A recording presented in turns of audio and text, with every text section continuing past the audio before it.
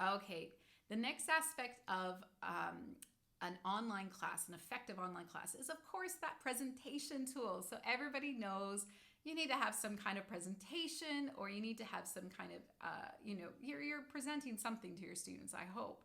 Some kind of content, or getting them started, even giving them instructions to an activity that you want them to complete.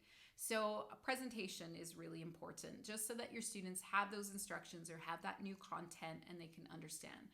You can use your simple tools like PowerPoint, Keynote, and Google Slides. It doesn't matter, but you do need to keep a few things in mind when you're building your slide deck. One, your students are not in a large auditorium or classroom looking at a projector with a big screen behind you, okay? It doesn't happen that way. Sometimes our students are going to be on a mobile device. Sometimes they're going to be on a laptop. So you have to keep that in mind. Keep your images as large as possible, as clean as possible, and keep your words to a minimum. Don't write out what you're going to say. Keep that in your notes. Don't put that on your slide deck.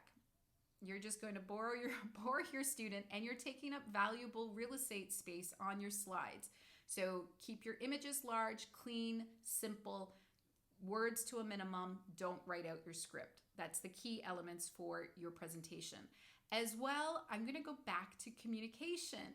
So in your slide deck, make sure you add in interactive elements, communication, so questions you want to ask your students. Don't keep it so that it's just you presenting all the time.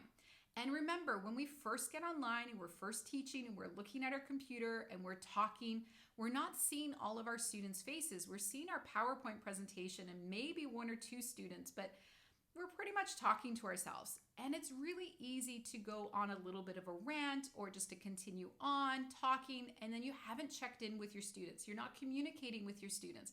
How are they feeling? Do they understand the concept? Do you need to do that math equation again?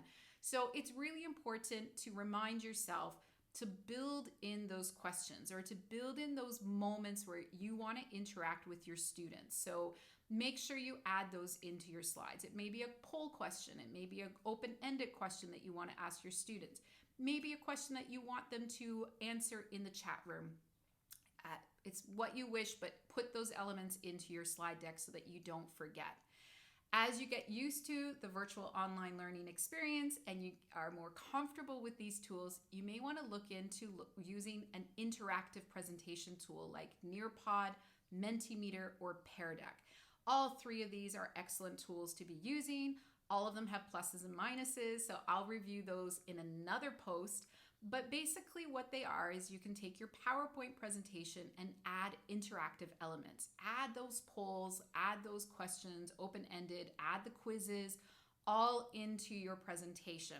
So those tools are really, I think, are becoming an essential tool in your online teaching experience. However, they're not necessary at the beginning. If you're new to online teaching, get comfortable with the virtual learning environment first. Get comfortable with just using your PowerPoint presentation. There is nothing wrong with that.